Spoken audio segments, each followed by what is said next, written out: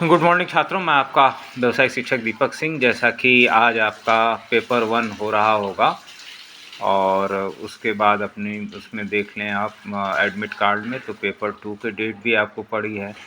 Paper 1 में हमने 1, 2, 3 video आपको दिए फ्रेश, जिसमें कि संभावित क्वेश्चंस की भी मैंने किया था। पेपर 2 में भी आपको बढ़िया से और उसके साथ क्वेश्चंस भी मैंने आपको दिए हैं। लगभग उतना आप पढ़ के समझ के जाएं तो पूरा 20-60 नंबर का पेपर ही है। 20 नंबर से ऊपर ही खींचना है और आराम से आपको अच्छा नंबर मिलेगा अगर आप सारे क्वेश्चन अटेम्प्ट करते हैं और जो मैंने क्वेश्चन दिए हैं उनको ध्यान से देख के। आते हैं हम पेपर 3 में, जिसमें कि बेसिक इलेक्ट्रॉनिक्स है। देखिए, यहाँ से इलेक्ट्रॉनिक्स शुरू होता है आपका। विद्युत एवं चुंबक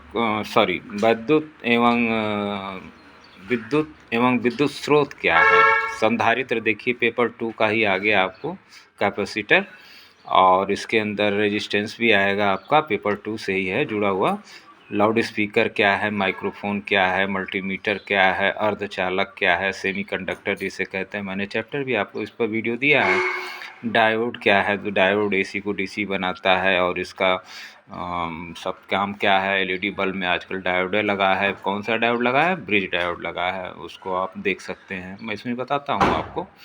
आइए हम लोग पहले देखते हैं विद्युत एवं विद्युत स्रोत। देखिए, दो लाइनों में आप कह सकते हैं। विद्युत धारा आपने सेकंड पेपर में पढ़ाई है और इसको आँख से देखा नहीं जा सकता, महसूस ही किया जा सकता है। और किस तरह से उत्पन्न हुई थी टॉमसन द्वारा, जो है एडिसन साहब द्वारा, वो कुंडली में फेंक दिया था उन्होंने तार, तो विद्युत चुंबकीय प्रेरण की घटना से धारा उत्पन्न हुई थी। आवेश के प्रवाह की दर को हम धारा कहते हैं। इसको हमने सेकंड पेपर में पढ़ा है। अब ये 2 प्रकार की होती है, स्रोत कह लीजिए तो 2 प्रकार की है। डायरेक्ट डीसी करंट होती है, जिसके अंदर आवृत्ति नहीं होती और दिशा का मान नियत रहता है। और इसका ये इस तरह से आप इसको दिखा सकते हैं। एक तरफ नीचे डीसी अब इस तरह से चलती है और इसमें अदिश राशि इसको कहा जाएगा। और एसी सदिश राशि है, क्योंकि सदिश राशि है डीसी, सॉरी।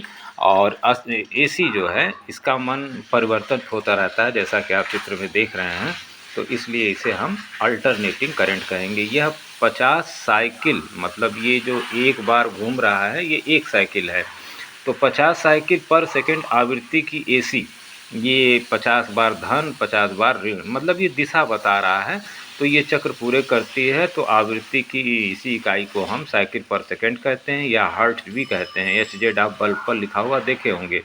और ध्यान देने वाली बात है कि एक साइकिल में देखिए इस जगह पर, इस पॉइंट पर धारा 0 होती है। अर्थात हम ये भी कह सकते हैं कि इन 50 साइकिल में एक साइकिल में 2 बार धारा 0 हो रही है। ध्यान दीजिए, तो 50 साइकिल में 2 बार धारा 0 होगी, तो 2 बार धारा 0 होगी, इसका मतलब एक बार आपका बल्ब जलेगा, एक बार बुझेगा, करंट अगर 0 होगी तो। लेकिन यह इसलिए नहीं हो पाता, फिजिक्स में तो थ्योरी में तो ये दिख रहा है, और लेकिन आँख से आपको नहीं दिखाई देता, इसलिए आपको बल्ब जलता हुआ दिखाई देता है। और इसलिए जबकि आप 1 सेकंड में 50 हर्ट्ज है, तो 100 बार करंट उसकी 0 होगी, ये आप मान के चलिए। और फिर उसके बाद देखिए, तो इस एसी धारा के स्रोत क्या हैं, तो थर्मल पावर प्लांट हैं आपका, और आप जो घर में रखे हुए हैं जनरेटर, वो भी हैं, जनरेटर अल्टरनेटर। और डीसी की अपेक्षा एसी के लाभ क्या हैं? देखिए, एसी का जो है उत्पादन के बाद किलो वोल्ट तक इसका उत्पादन किया जा सकता है। डीसी आप 12 वोल्ट से ज़्यादा नहीं चल पाएंगे। एसी को बिना किसी विशेष व्यय के हाई वोल्टेज से लो वोल्टेज, क्योंकि ट्रांसफार्मर है यहाँ पर, और ट्रांसफार्मर एसी पर काम करेगा, डीसी पर काम नहीं करेगा, क्योंकि डीसी में आवृत्ति नहीं पाई जाती है।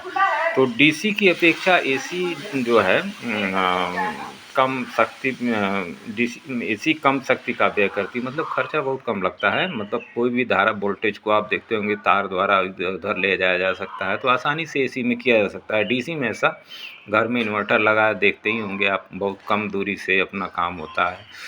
अब विद्युत वाहक बल क्या होता है, अक्सर पूछ दिया जाता है। ये मैंने आपको पिछले पेपर में पढ़ाया है। किसी विद्युत ऊर्जा उत्पादक उपकरण द्वारा वह बल जिसके कारण किसी चालक अथवा सर्किट में इलेक्ट्रॉन का प्रवाह स्थापित किया जाता है। आपने विद्युत वाहक बल पीछे भी पढ़ा है, तो उसमें ट्रांसफार्मर वाले चैप्टर में, और इसको आप समझा सकते हैं।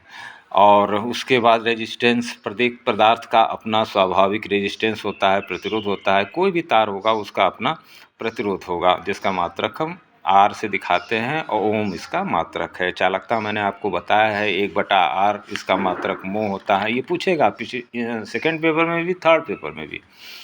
तो आइए यहाँ पर फिर उसके बाद एम्पियर जानते ही हैं, छोटी मोटी परिभाषा, I=Q/T। वोल्ट का क्या होता है, V=W/Q, R, V=I।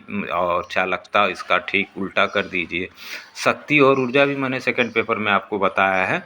तो किसी कार्य करने की दर को शक्ति कहते हैं, और P=W/T। W क्या है, कार्य है, और T क्या है, समय है। और इसका मात्रक आप किलोवाट, हार्स पावर में 746 वाट मैंने बताया है। उसके बाद मैकेनिकल एनर्जी किसे कहेंगे, कार्य करने की क्षमता ऊर्जा कहलाती है। तो ऊर्जा दो प्रकार की होती है, एक स्थितिज और एक गतिज। तो स्थितिज और गतिज ऊर्जा को हम मिला के मैकेनिकल एनर्जी कहते हैं। और इसे हम वैद्युतिकी ऊर्जा बराबर किया गया कार्य, एक तरह से E=W से इसको हम दिखाते हैं एक तरह, तो वैद्युतिक ऊर्जा कहलाती है। और अगर कार्य करने की क्षमता जिसका मात्रक E तथा मात्रक जूल या वाट घंटा है, तो इसका मात्रक वाट घंटा होगा। WH आप देखे होंगे, लिखा होगा, बैटरियों पर भी लिखा रहता है 500 AH। तो 500 में अगर आप 0.8 पावर फैक्टर होता है, अगर गुणा कर दें तो 8×5 = 40, मतलब 400 वाट की वो बैटरी है। इस तरह से आप बैटरी का निकाल भी सकते हैं। अब इसी भी हमने आपको पढ़ाया है यूनिट, बोर्ड ऑफ यूनिट को हम यूनिट कहते हैं। और 1 किलोवाट आवर बराबर 1000 वाट गुणे घंटा बराबर 3.6 × 10 जूल भी कहते हैं इसको। अगर यूनिट निकालनी है तो वाट गुणे घंटे बटा 1000, मतलब एक पंखा आप चला रहे हैं 15 वाट का, और रोज़ आधा घंटा चलाते हैं, 30 दिन में जितना चला लिए उतना घंटा गुणे वाट कर दीजिए बटा 1000, तो आपकी यूनिट की संख्या आ जाएगी। इस पर आपका सवाल भी पूछ लेता है कितने वाट का हीटर है, वोल्टेज इतना है, 1.5 किलोवाट तो 1500 वाट हो गया। समय 1 माह आधे घंटे चला रहे हैं तो 30 दिन में आप 15 घंटे चलाएंगे। यूनिट कितना होगा, वाट गुणे घंटा बटा 1000 कर देंगे, 22 यूनिट बिल आएगा आपका। जो भी रेट होगा वो आपको देना पड़ेगा। उसके बाद हम आते हैं संधारित्र। धारित्र जो आपको मैंने बताया, पिछले पेपर में भी बताया है कि इसका काम क्या है, आवेश को संचित करना। और जब ये काम आवेश को संचित करना है, ये माइकल फैराडे साहब ने 18वीं सदी में इसकी खोज की थी, और मुख्य काम इसका यही था कि आवेश का संचित करने के लिए। और किसी भी धातु की दो प्लेटों के बीच में अगर इंसुलेटिंग मटेरियल परावैद्युत रख दी जाती है, तो इसी युक्ति को हम जो है कैपेसिटर कहते हैं। और इसका सिद्धांत भी वही है, एक तरफ प्लस हो जाएगा, एक तरफ माइनस हो जाएगा। और माइनस जो है आपका, आपने क्लास में देखा ही है, गोल गोल रखा होगा, तो वो इलेक्ट्रोलाइटिक कैपेसिटर उसको कहते हैं। और कुछ चपटे वाले भी देखे होंगे 2 टांग के, तो वो आपके माइका कैपेसिटर कहे जाते हैं, फिक्स होते हैं उसका मान। तो आगे देखते हैं हम, और इसमें कि फैराडे साहब ने क्या किया। तो फैराडे को तो जानते ही हैं, 1 फैराडे ये कैपेसिटर का मात्रक है, 10⁻⁻⁶ माइनस माइक्रोफैरड जो है, और 1 माइक्रोफैरड बराबर 10⁻⁻⁶। ये आपको दिया भी है, देखिए। और पीको क्या है, 10⁻⁻12। तो मिली, माइक्रो, नैनो, पीको, तो 3 का अंतर है। मिली में 3, माइक्रो में 6, नैनो, मिली माइक्रो, नैनो में 9, और पीको में -12। इस तरह से आप इसका सूत्र भी याद रख सकते हैं। और कैपेसिटर का कैसे कार्य करता है, तो वही, जब यदि कैपेसिटर को डीसी सप्लाई देना बंद कर दिया जाए तो ये जल्दी से डिस्चार्ज नहीं होता। आप लोगों ने टीवी में देखा होगा कि करंट कुछ देर तक आता रहता है, तो यह धीरे धीरे जो है डिस्चार्ज होता है। तो इसी की स्थिति को कैपेसिटर का डीसी सिद्धांत भी कहते हैं। ये धीरे धीरे डिस्चार्ज होना कैपेसिटर का ये कहलाता है। आगे हम ये देखें कैपेसिटर निर्भर किस पर करेगा। मैंने सेकंड पेपर में भी आपको बताया है कि प्लेट के क्षेत्रफल पर निर्भर करेगा। C समानुपाते A, उनके बीच की दूरी 1/D और उनके बीच में जो परावैद्युतांक पदार्थ रखा है उसके रखा है, माइका रखा है कि पॉलीथीन रखा है, वायु है, रबर है, कांच है, तो इनके अलग अलग मान हैं। तो निर्वात में अक्सर हम मानते हैं 1 लेके चलते हैं। बाकी कैपेसिटर का अगर आप वर्गीकरण कर दें तो संरचना के आधार पे, बनावट के आधार पे तो स्थिर कैपेसिटर है और एक स्थिर मतलब उसका मान फिक्स रहेगा इतने माइक्रोफैरड, और परिवर्तनीय है मतलब उसका मान जो है परिवर्तन किया जा सकता है। समायोजनीय एडजस्टेबल है मतलब उसको एडजस्ट किया जा सकता है। स्थिर कैपेसिटर में आपका माइका, पॉलिस्टर, सेरेमिक, पेपर, इनके प्रकार आप बता सकते हैं। उसके बाद जो है अलग अलग इनका है, आप स्क्रीनशॉट भी लेके देख सकते हैं। वैसे कम ही आते हैं लेकिन फिर भी आप अपने नॉलेज में रख सकते हैं इसको। इम्पोर्टेंट्स को मैं कवर कर रहा हूँ। और ये अक्सर पूछता है गैंग कैपेसिटर, ये पूछता है ट्रिमर क्या होता है। ट्रिमर क्या रहता है, वही समायोजनी मतलब एक पेचकस से उसका मान ट्रिमर से आप देखते होंगे कि ले जाते हैं तो पेचकस से मान कम ज़्यादा कर देता है, तो इससे धारा उसका संधारित्र का मान परिवर्तित होता है। और ट्रिमर प्रतिरोध में भी पाया जाता है, उसमें भी ट्रिमर होता है, उसमें भी मान एडजस्ट कर दिया जाता है, एडजस्टेबल होता है। उसके बाद गैंग कैपेसिटर किसे कहते हैं ये अक्सर पूछ लेता है। गैंग कैपेसिटर में इसमें एल्युमिनियम और तांबे की धातु के प्लेटों के सेट होते हैं, और जैसा कि इसका नाम है गैंग मतलब ये कई तरह का कैपेसिटर देखिए चित्र में भी आपको दिखेगा। ये यहाँ पर घुंडी लगी हुई है, इसको आप घुमा के कम ज़्यादा करके, जैसे पंखा में रेजिस्टेंस कम होता है, कम ज़्यादा होता है तो पंखे की हवा कम ज़्यादा होती है, तो उसी तरह से रेजिस्टेंस मतलब इसमें आवृत्तियाँ वगैरह आती हैं उनको ये पकड़ता है। तो इसमें अलग अलग जो है इसका घुंडी के द्वारा इसको अलग अलग किया जा सकता है, कैपेसिटर के मान को चेंज कर दिया जा सकता है, इसीलिए इसे गैंग कैपेसिटर कहते हैं। और उसके बाद कैपेसिटर और ताप में संबंध अगर देखें तो पॉजिटिव ताप गुणांक का अगर कैपेसिटर है तो ये समानुपाती होगा, और नेगेटिव है तो इन्वर्सली उसका होगा, और शून्य ताप गुणांक वाले कैपेसिटर पर कोई प्रभाव नहीं पड़ता है। और इसको चुनाव में इसको ध्यान देने लायक यही बात है, आप कोई भी कैपेसिटर यूज़ कर रहे हैं तो उसका वर्किंग वोल्टेज देखिए, कैपेसिटेंस देखिए, और उसकी कीमत देखिए, सर्किट की आवश्यकता आपकी क्या है और मूल्य उसका कितना है। डाइलेक्ट्रिक, सेरेमिक, माइका, पेपर, ये कई तरह के कैपेसिटर हैं।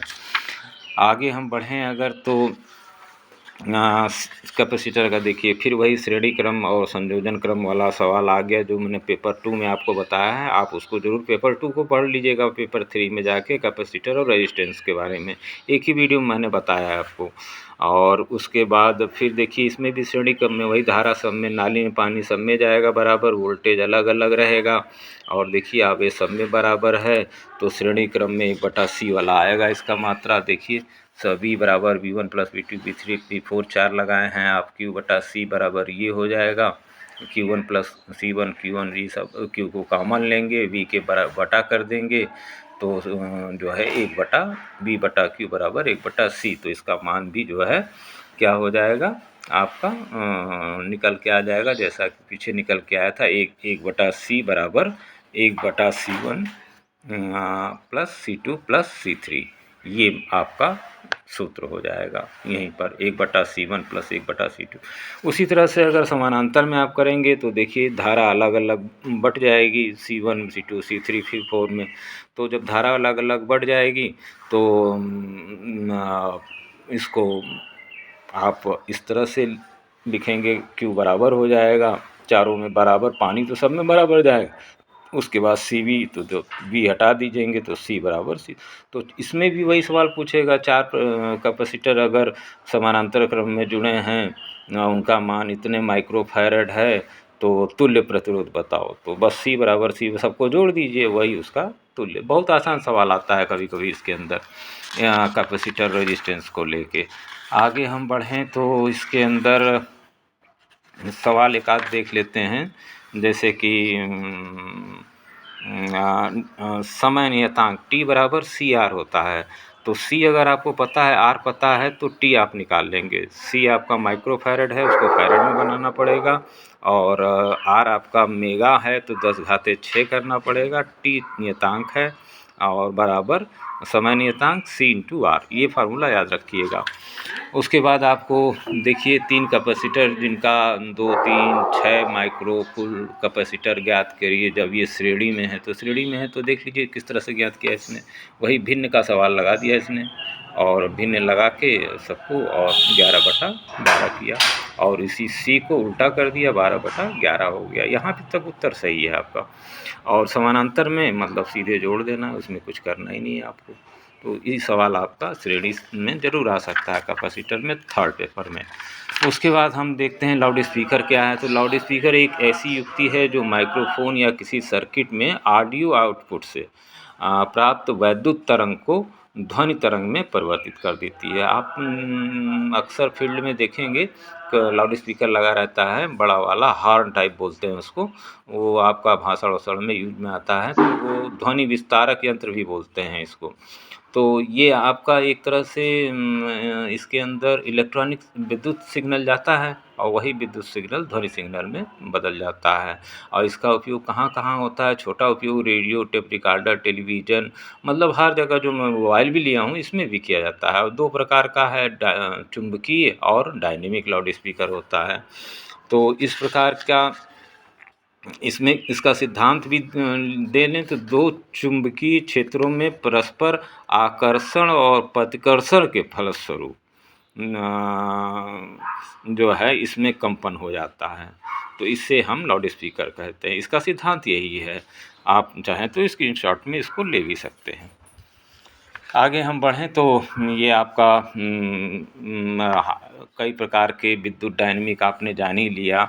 वूफर क्या होता है? वूफर एक विशेष प्रकार का लाउड स्पीकर होता है जो आप संगीत की न्यूनतम फ्रीक्वेंसी की ध्वनि को अच्छी तरह से आप उत्पन्न करता है। अक्सर आपने वूफर का नाम सुना होगा और देखा भी होगा। उसके बाद आपका स्टीरियोफोनिक साउंड क्या होता है? तो विभिन्न स्रोतों से आने वाली ध्वनि और विभिन्न स्थानों से और ध्वनि के वॉल्यूम का स्तर, इन तीनों को मिला दीजिए तो ये तीनों हाइमेंस मतलब ये ग्रीक शब्द है स्टीरियोफोनिक, और 2 चैनलों के वाले सिस्टम के नाम से भी इसे जाना जाता है। तो स्टीरियोफोनिक साउंड। स्पीकर की रीअसेंबलिंग करना अक्सर पूछ लेता है। देखिए स्पीकर के बारे में आप जब जान रहे हैं तो इसके अंदर क्या होगा, स्पीकर या वॉइस कॉइल होगा, कोन होगा, इसका स्पाइडर होगा, और डस्ट कैंप होगा जो धूल को रोके। डस्ट माने धूल होती है। तो ये इसके पार्ट हैं। इनको रीअसेंबलिंग करना मतलब पहले इनको खोलते हैं और फिर आराम से इनको बांधते हैं। उसके बाद देखिए इस तरह से आप निकालते हैं। और रिकॉर्डिंग करने के लिए निम्न वस्तुओं का होना आवश्यक है। जैसे आप रिकॉर्डिंग कर रहे हैं तो शंकु आकार की लकड़ी, ये सब चीज़ें हैं। तो ये चीज़ रहनी चाहिए आपस में। और इसमें स्पीकर कार्य नहीं करता, उसमें आवाज़ आनी बंद हो जाती है। तो यदि भी कोन कट जाए तो स्पीकर कार्य नहीं करता है, आवाज़ ख़राब हो जाती है, तो इनको आपस में खोला जाता है और खोल के फिर इनको बनाया जाता है। इसी को हम रिकॉर्डिंग कहते हैं। स्पीकर से संबंधित कुछ परिभाषाएं भी ले लीजिए अगर आप। तो जैसे कि एक छोटा सा कोन डायफ्राम होता है जो सिंगल डायफ्राम के डायनेमिक स्पीकर यूनिट के कोन पर लगाया जाता है, और इसके उपयोग से मिड रेंज और हाई फ्रिक्वेंसी रेंज का रिस्पांस बढ़ जाता है। तो ये इसका आप एक स्पीकर का परिभाषा भी ले सकते हैं, और स्क्रीनशॉट में आप इसको लेके लिख सकते हैं। उसके बाद जो है ईयरफोन आपका आ गया। आजकल ईयरफोन आप ज़्यादा यूज करते हैं। हेडफोन में 2 रिसीवर यूनिट होती हैं। एक पत्ती द्वारा इस प्रकार जोड़ दी जाती हैं कि पत्ती के सिर के ऊपर दोनों रिसीवर यूनिट दोनों कानों में सट जाएँ। तो ईयरफोन में एक ही यूनिट होती है। कुछ ईयरफोन में यूनिट इतनी छोटी होती है कि कान के छिद्र में फिट की जा सके। तो ये ईयरफोन डायनेमिक लाउड स्पीकर का अति लघु उपयोग है। इसका मतलब छोटा है ये। तो उसके बाद हम ईयरफोन को देख लिए और ध्वनि तरंगों का वर्गीकरण किस तरह से करेंगे। तो सुनने वाली ध्वनि है जो ना सुनाई दे, और जो पराश्रव्य हैं एकदम, तो सुनने वाली आपकी 20 हर्ट्ज़ से 20 किलोहर्ट्ज़ तक ये आपकी सुनने वाली होती हैं। और अपश्रव्य तरंगें होती हैं जिसे कहेंगे 20 हर्ट्ज़ से कम अगर हैं तो आपको नहीं सुनाई देगी। लेकिन चार पाए मतलब लोग कहते हैं ना कि जो ध्वनि नहीं सुनाई देती वो जानवरों को सुनाई दे जाती है, तो सही बात है। और अपश्रव्य तरंगें 20 हर्ट्ज़ से कम होती हैं, इनको जो है चौपाए मतलब पशु इन्हें सुन सकते हैं। और पराश्रव्य 20 किलोहर्ट्ज़ से अधिक होंगी तो पराश्रव्य हो जाएंगी और सुपरसोनिक हो जाएंगी, और इससे नहीं सुन सकते हैं। जो है इन्हें ध्वनि मानव नहीं सुन सकता, 20 हर्ट्ज़ से अधिक वाली किलोहर्ट्ज़ से वाली नहीं सुन सकता, परंतु 20 किलोहर्ट्ज़ से ज़्यादा की ध्वनि चमगादड़ सुन सकता है। ये जीके की चीज़ है। और ध्वनि के कारण आप समुद्र में गहराई ज्ञात करने के लिए, और ये सब इसका बड़ा चिकित्सा क्षेत्र में भी विशेष उपयोग है। ध्वनि को ज्ञात करने के लिए श्रव्य, पराश्रव्य, अश्रव्य, पराश्रव्य और श्रव्य। और माइक्रोफ़ोन देखिए इसमें क्या है, माइक्रोफ़ोन वही है, आप बोलते हैं, गाते हैं तो साउंड गाते हैं और उसी साउंड सिग्नल को इलेक्ट्रॉनिक सिग्नल में बदल के माइक्रोफ़ोन लाउड स्पीकर को दे देता है। लाउड स्पीकर आप जानते ही हैं, वो इलेक्ट्रॉनिक सिग्नल को साउंड सिग्नल में बदल देता है। तो माइक्रोफ़ोन का बेसिक सिद्धांत यही है। और ये इनका अगर वर्गीकरण कर दें आप तो crystal microphone, carbon microphone, dynamic microphone, ribbon microphone, lips microphone, तो कई तरह के माइक्रोफ़ोन आजकल बाज़ार में आ गए हैं, आप जानते हैं, उसको देख भी सकते हैं। सिद्धांत वही है आपका, रेजिस्टेंस परिवर्तित करके जो है वैद्युत तरंगें पैदा की जाती हैं। तो कार्बन में भी वही है, सब में लगभग वही है। और फैराडे के चुंबकीय प्रेरण सिद्धांत पर डायनेमिक माइक्रोफ़ोन कार्य करता है आपका। उसके बाद फिर आप रिबन भी आपका डायनेमिक माइक्रोफ़ोन पर काम करता है। और कुछ दबाव और चलत माइक्रोफ़ोन भी होते हैं जो दबाव से चलते हैं और गति रहती है तब वो चलते हैं। तो इस तरह के भी माइक्रोफ़ोन हैं। आगे हम देखें तो मल्टीमीटर तो बहुत आसान चीज़ है। ये डॉक्टर का जैसे आला होता है वैसे इलेक्ट्रॉनिक्स के लिए ये मल्टीमीटर होता है। इससे हम voltage, capacitor, DC current, DC voltage और रेजिस्टेंस ख़राब है कि नहीं, डायोड काम कर रहा है कि नहीं, तमाम तरह की चीज़ें जानते हैं। कंटिन्यूटी, अगर कोई तार टूटा हुआ है तो उसके बीच में अगर दोनों तरफ से लगाया जाए मल्टीमीटर के तो पता चल जाता है कि तार टूटा है कि नहीं। आप इससे अपना एलईडी बल्ब भी चेक करते हैं। तो मल्टीमीटर का कार्य यही है। और जो है इसके अंदर ये हमेशा डीसी पे ही चलता है, एसी पे इसको चलाने की कोशिश ना करिएगा। और इसका उपयोग अक्सर पूछ लेता है आपसे मल्टीमीटर का उपयोग। तो इसका यहाँ देखें तो ये एक तरह से कैपेसिटर का, पीएन डायोड का, जो मैंने आपको बताया अभी, बैटरी का भी और पीएनपी ट्रांजिस्टर वगैरह का भी इससे आप चेक कर सकते हैं। तो 2 वीडियो बनाने की कोशिश करूँगा मैं, एक वीडियो से भी काम चल जाए तो बढ़िया है। लेकिन जो इम्पोर्टेंट क्वेश्चन है जैसे सेमीकंडक्टर, यहाँ से थोड़ा-सा अचालक, अर्धचालक किसे कहेंगे, ये थोड़ा समझने वाली बात है। 2 तो आप हाई स्कूल में जानते हैं, जिसमें धारा का प्रवाह हो जाए उसमें चालक कहते हैं जैसे लोहा, और जिसमें धारा का प्रवाह ना हो उसे अचालक कहते हैं जैसे लकड़ी। ये तो आप जानते हैं। अर्धचालक क्या है कि ऐसे चालक जिसमें धारा रुक-रुक के प्रवाहित होती है उसे हम अर्धचालक कहते हैं। और ये अर्ध निज 2 प्रकार के होते हैं, एक निज होते हैं और एक बाह्य होते हैं। तो निज अर्धचालक में सिलिकॉन और जर्मेनियम का हम उदाहरण देते हैं। इनकी बाहरी कक्षा पे 4 इलेक्ट्रॉन फ्री रहते हैं। ये ध्यान से देख लीजिए आप। जर्मेनियम और सिलिकॉन, ये हमेशा याद रखिएगा, ये निज होते हैं। और बाह्य में बोरान और एल्युमिनियम आता है। तो बोरान और एल्युमिनियम में जो है इसमें एक मुक्त इलेक्ट्रॉन होता है, जैसे उसमें बोरान एल्युमिनियम में। इसमें एक बाह्य अर्धचालक और उसके अंदर बाह्य अर्धचालक में आप जो है वो तो शुद्ध हो गए जर्मेनियम। वो बाह्य अर्धचालक में 2 प्रकार के अर्धचालक ले लीजिए आप, जिसमें एन टाइप का और एक पी टाइप का।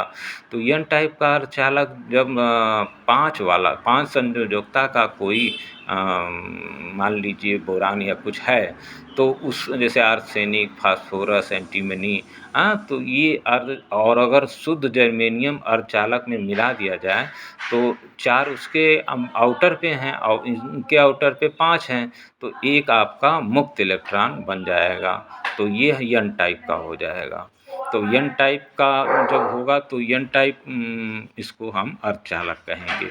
इसी तरह से अगर हम पी टाइप को देखें तो पी टाइप में भी वही कहानी है कि जब 3 संयोजकता वाला, जैसे बोरान यहाँ 3 संयोजकता का है, वहाँ पर आपका आर्सेनिक और फास्फोरस है। तो आर्सेनिक यहाँ बोरान है, तो बोरान में अगर आप एल्युमिनियम बोरान 3 संयोजकता मतलब इनके बाहरी कक्षा पे 3 इलेक्ट्रॉन रहते हैं, और जब इसमें वो 4 वाला मिला दिया जाता है जर्मेनियम सिलिकॉन, तो वो क्या होता है कि उसके अंदर 1 इलेक्ट्रॉन बाहरी कक्षा पे लेने की क्षमता इसके अंदर हो जाती है।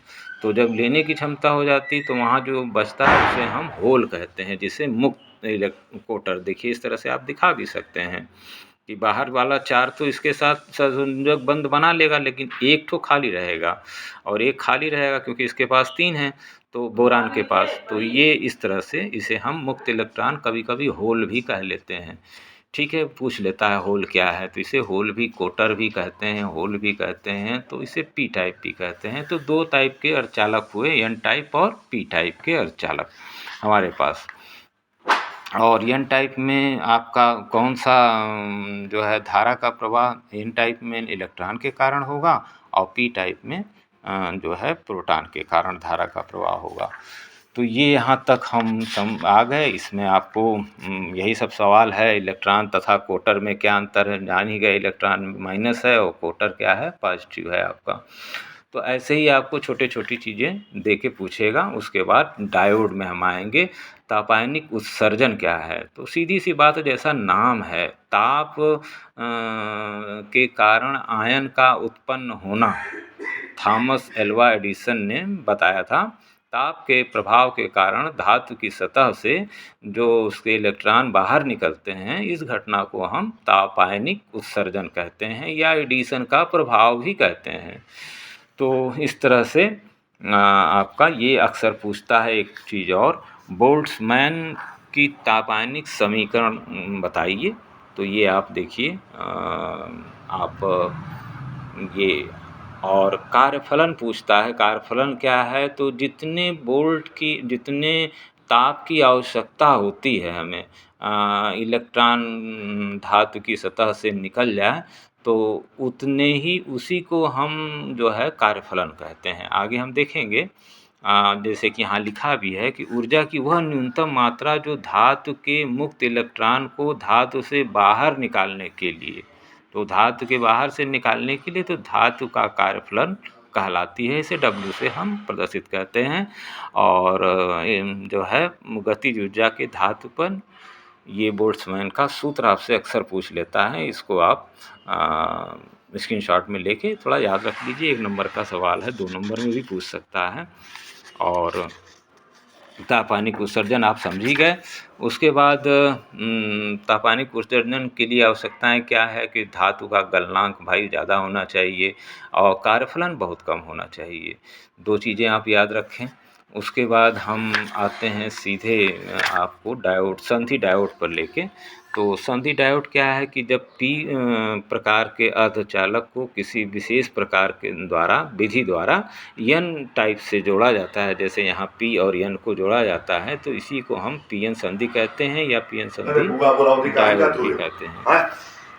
तो ये आपका डायोड का प्रतीक चिन्ह भी देखिए यहाँ पर इस तरह से बना है, और ये आपका पीएन संधि भी बना हुआ है।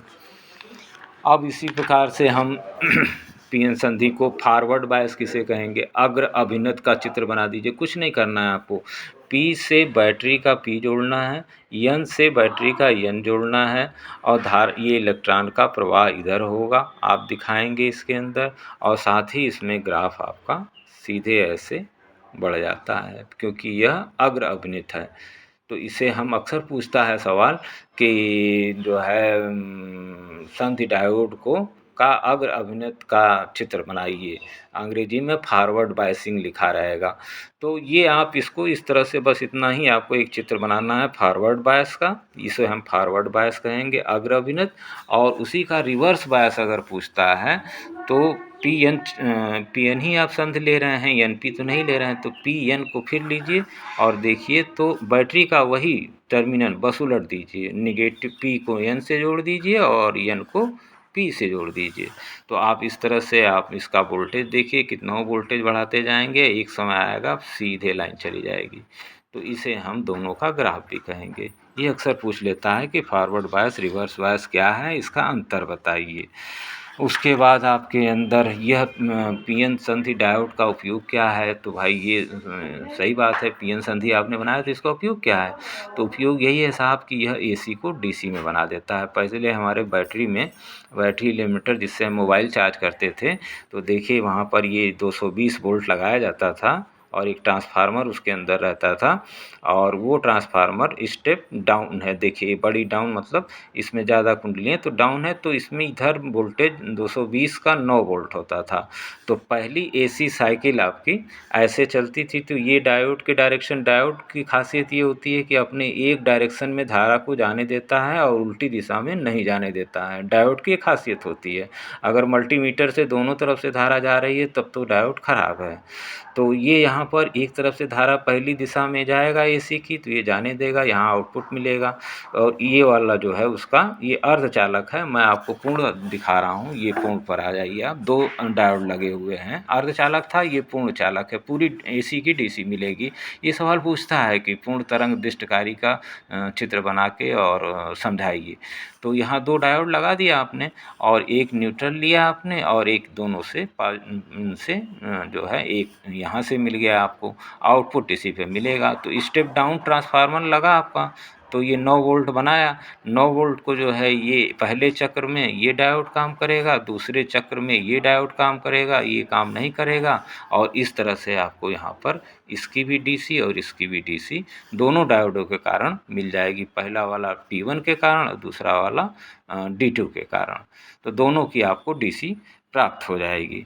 तो इसका हम जो है इसे हम रेक्टिफायर भी कहते हैं कि रेक्टिफिकेशन हो रहा है पूर्ण तरंग दिष्टकारी। ये निश्चित आने वाला सवाल है, याद रखिएगा छात्रों। और ये अक्सर पूछता है कि पीएन संधि डायोड एक पूर्ण तरंग दिष्टकारी के रूप में आप समझाइए, बताइए। और ब्रिज डायोड के बारे में आपसे सर्किट पूछ देता है, तो देखिए 4 डायोड किस तरह से जुड़े हुए हैं। यही आपका एलईडी बल्ब में लगा होता है और आगे फिल्टर लगा है। ये फिल्टर सर्किट क्या होती है कि मान लीजिए कभी एसी में से पूरी परिवर्तित ना होके कुछ कण आ जाते हैं एसी के, उन्हें हम रिपल फैक्टर भी कहते हैं।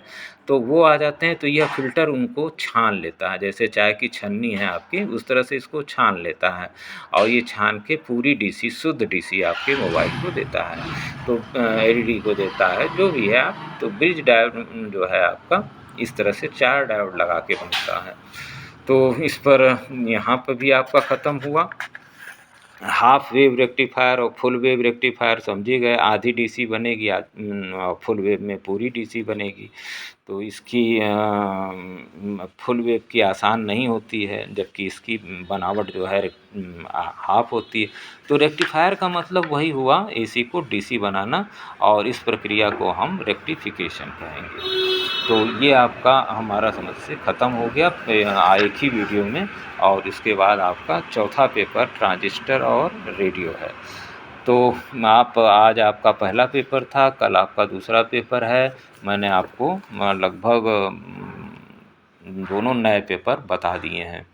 और अगर आप इतना पढ़ के गए, देख के गए, सुन के गए, तो मुझे नहीं लगता कि कोई किसी की ज़रूरत आपको पड़ेगी। आप स्वयं में काफ़ी रहेंगे और अपना काम चूँकि क्लास में है ही है, और ये वीडियो आपका एक रिवीज़न है। तो ये रिवीज़न अगर आप सुन के गए तो टॉपिक यही है, इसी के अंदर आपको रहना है और अपने जो भी क्वेश्चन 10-12 आएँ उन्हें आपको करना है। तो बहुत बहुत धन्यवाद छात्रों आज के लिए। और आज का पेपर आपका अच्छा ही होगा, मुझे पूरा विश्वास है।